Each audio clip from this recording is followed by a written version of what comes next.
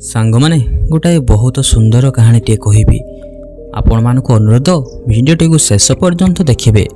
जदि आम भिडियोटी आपण मानक भल लगिबो ताहेले एहाकु लाइक करदेवे एवं आपण मानक सांग मानक सहित शेयर करेंगे। आम चैनल को सब्सक्राइब मध्य करदेवे। चलंतु बिना डेरी करी वीडियो को स्टार्ट करिबा। वीडियोटी गोटाए सागुणाटी अत्यंत सुंदर मनोरभा से देखा बहुत खुशी रे थिला। से आकाश रे उड़ी बुलु थाए, गीत गाई बहु आकाश रे उड़ी बुलु थाए। से मने मने यह चिंता करू थाए मु एते ऊपर उड़ी बुलुची, केही मो सहित उड़ी बुली पारु नाही। एही परि भाबरे से खुशी रे उड़ु थाए, किंतु दिनकर घटना ताको खाइबा पई मिलु नाही। से खाइबा पई एणे तेणे उड़ी बुलुची। हठात से आसी गोटे लोक घरे कुकुड़ाटीए बंधा होता। से आसी तार कुकुड़ाटी को झांपी नहीं गला एवं कुकुड़ाटी को से खाईदेला। घरर मालिक जेतेबेले आसी देखा पाइला जे तार कुकुड़ाटी बंधा होता कुकुड़ाटी नाही, से अत्यंत रागीगला, अत्यंत क्रोध हो गला। से मने मने यह जानी पारिला जे निश्चित रूप से सागुणा आसीछि एवं मोर कुकुड़ाटी को मारी नहीं पळाइछि। से मने मने यह षड्यंत्र कला जे सागुणाटी जदि यह परे आसीबो ताहेले मु ताकु जालरे फसाई देबी एवं ताकु छाड़ीबी नाही, जीवित ताकु छाड़ीबी नाही, ताकु मारी पकाइबी। एही परि भावरे लोकटी मने मने चिंता करी से तार घर भीतर को चली गला। सागुणाटी कुकुड़ा मांस खाइछि, ता मनरे अछि जे मु भी आउ थरे जीवी से घर को एवं सही कुकुड़ार सांग मानक मध्य धरी आनिबी। जा हो मोर भोजनर प्रबंध हो गला आगामी 5-10 दिन पर्यंत। ठीक ता परदिन सही समय रे सागुणाटी आसीछि एवं सही कुकुड़ार सांग मानक भितरु जनक से झांपी नवा पई आसीछि तळको। किंतु से यह जानि नथिला जे एपटे घरर मालिक सागुणा को बांधी नवा पई जाल बिछाइछि, षड्यंत्र करिछि। सागुणाटी आसी जेतेबेले तळे कुकुड़ा को झांपी नेला सेतेबेले जालटी अदृश्य होइथिला। जालटी रे सागुणार झांप फसीगला। सेपटे लोकटी जगी बसीथिला। से दौड़ी आसी गोटाए बड़ बाड़ीटे आनिला एवं सागुणार पिठी रे दुल करी बाड़ी रे प्रहार कला। सागुणाटी अत्यंत जंत्रणा पाइला। भाग्यवशत जालरू सागुणार पंजाटी खुलीगला एवं सागुणाटी उड़ी उड़ी सेठारु पलाई आसिला। से मने मने यह चिंता कला मु केते खुशी रे रहउथिली, आज ए मनीषटी मो पिठी रे प्रहार करी मोर हाड़ भांगी देइछि, मते बहुत जंत्रणा हेउछि।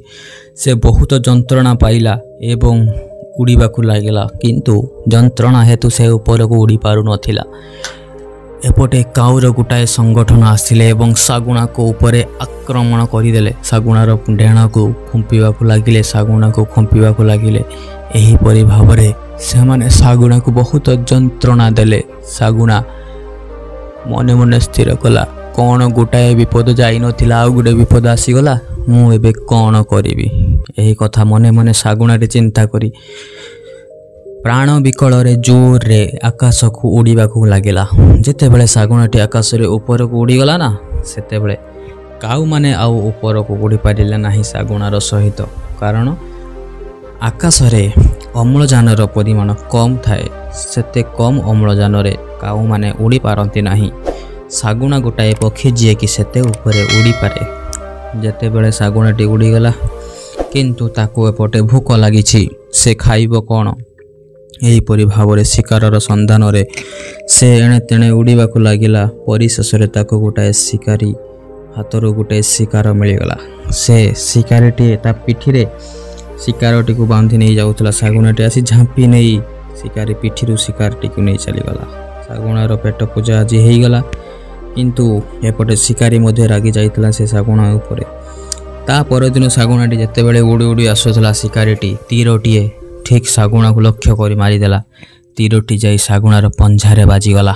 सागुणार पंझा क्षतग्रस्त होईगला, सेठारु रक्त बहिबा को लागला, खंडिया खाबरा होईगला। सागुणाटी मने मने विचार गला कौन हैला मो सहित, मु एबे कौन करिवि, बहुत जंत्रणा पाउछि।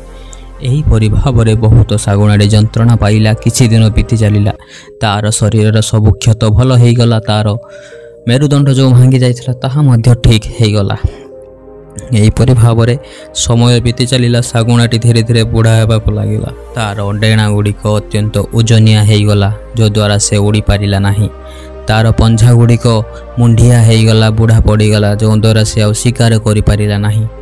ତାର ଥଣ୍ଟଟି ଆଗ ଆଡ଼ୁ ମୁଡ଼ିଗଲା, ଯଦ୍ୱାରା ସେ ଆଉ ଶିକାରକୁ ଖୁମ୍ପି ପାରିଲା ନାହିଁ। ଭଗବାନଙ୍କ ଦ୍ୱାରା ଶାଗୁଣା ଜୀବନରେ ଏହି ଗୋଟାଏ କଷ୍ଟ ଦିନ ଦିଆଯାଇଥାଏ। ଯେଉଁ ଶାଗୁଣା ଏହି କଷ୍ଟକୁ ପାର କରିଦେବ, ସେ ପୁଣି ଥରେ ଭଲରେ ଜୀବନରେ ନିଜର ଜୀବନଯାପନ କରିବ। ଶାଗୁଣାଟି ମଧ୍ୟ ତାର ଥଣ୍ଟକୁ ପଥରରେ ବାଡ଼ାଇ ବାଡ଼ାଇ ଭାଙ୍ଗିଦେଲା। ପୁଣି ଥରେ ତାର ଗୋଟାଏ ନୂଆ ଥଣ୍ଟ ଆସିଲା। ଏପଟେ ତାର ଯେଉଁ ପଞ୍ଝାଟି ମୁଣ୍ଡିଆ ହୋଇଯାଇଥିଲା, ତାକୁ ପଥରରେ ଘଷି ଘଷି ତାକୁ ମୁନିଆ କରାଇଦେଲା ଏବଂ ଡେଣା ଗୁଡ଼ିକ ଯେଉଁ ତାର ଓଜନ ହୋଇଯାଇଥିଲା, ସେ ତାର ନିଜର ଥଣ୍ଟରେ ଡେଣା ଗୁଡ଼ିକୁ କାଟି ପକାଇଦେଲା। ପୁଣି ଥରେ ତା ଶରୀରରେ ଅନ୍ୟ ଏକ ନୂଆ ଡେଣା ଆସିଲା, ନୂଆ ଥଣ୍ଟ ଆସିଲା ଏବଂ ନୂଆ ପଞ୍ଝା ଆସିଲା, ଯଦ୍ୱାରା ସେ ପୁଣି ଥରେ ଶିକାର କରିବାକୁ ଚାଲିଗଲା। ଏବଂ ସେଦିନଠାରୁ ସେ ନିଜର ଶିକାର ଠିକ୍ ଉପଯୁକ୍ତ ଭାବରେ କରିବାକୁ ଲାଗିଲା ଏବଂ ଶିକାର କରି ନିଜର ଜୀବନଯାପନ କଲା। ସାଙ୍ଗମାନେ, ଏହି କାହାଣୀରୁ ଆପଣମାନଙ୍କୁ ଗୋଟାଏ ଶିକ୍ଷା ମିଳୁଛି ଯେ ସମସ୍ତଙ୍କ ଜୀବନରେ କିଛି ନା କିଛି କଷ୍ଟ ଆସିଥାଏ। ଶାଗୁଣା ଜୀବନରେ ବି ବହୁତ କଷ୍ଟ ଥିଲା। ସେ ବହୁତ ଯନ୍ତ୍ରଣା ସହ୍ୟ କରିଥିଲା। ସବୁଠାରୁ ବଡ଼ ଯନ୍ତ୍ରଣା, ସେ ନିଜେ ଜାଣିଶୁଣି ନିଜର ଡେଣାକୁ କାଟିଲା, ନିଜର ଥଣ୍ଟକୁ ଭାଙ୍ଗିଲା, ନିଜର ପଞ୍ଝାକୁ ଭାଙ୍ଗିଲା। ଯଦି ସେ ଏହି କାମଟି ନ କରିଥାନ୍ତା, ତାହେଲେ ସେ ଭୋକ ଉପାସରେ ମରିଯାଇଥାନ୍ତା। ସେ ଆଦୌ ଶିକାର କରିପାରିନଥାନ୍ତା। ସେ ନିଜର ଜୀବନକୁ ବଞ୍ଚାଇବାକୁ ଚାହିଁ ପ୍ରତ୍ୟେକ ବର୍ଷ ଏହିପରି ଭାବରେ ଗୋଟାଏ ପୀଡ଼ା ଯନ୍ତ୍ରଣା ସହ୍ୟ କରିଥାଏ। ସେହିପରି ଭାବରେ ଆପଣମାନେ ବି ଜୀବନରେ ଯଦି ସଫଳତା ହାସଲ କରିବାକୁ ଚାହୁଁଛନ୍ତି, ତାହେଲେ ଆପଣଙ୍କୁ ବି କିଛି ନା କିଛି ପୀଡ଼ା, କିଛି ନା କିଛି ଯନ୍ତ୍ରଣା ସହ୍ୟ କରିବାକୁ ପଡ଼ିବ। ଭିଡ଼ିଓଟି ଯଦି ଭଲ ଲାଗିଥିବ, କାହାଣୀଟି ଯଦି ଆପଣମାନଙ୍କ ମନକୁ ପାଇଥିବ, ତାହେଲେ ଆମ ଚ୍ୟାନେଲକୁ ସବସ୍କ୍ରାଇବ୍ ଟିଏ କରିବେ ଏବଂ ଭିଡ଼ିଓକୁ ଲାଇକ୍ ଟିଏ କରିଦେବେ। ଧନ୍ୟବାଦ।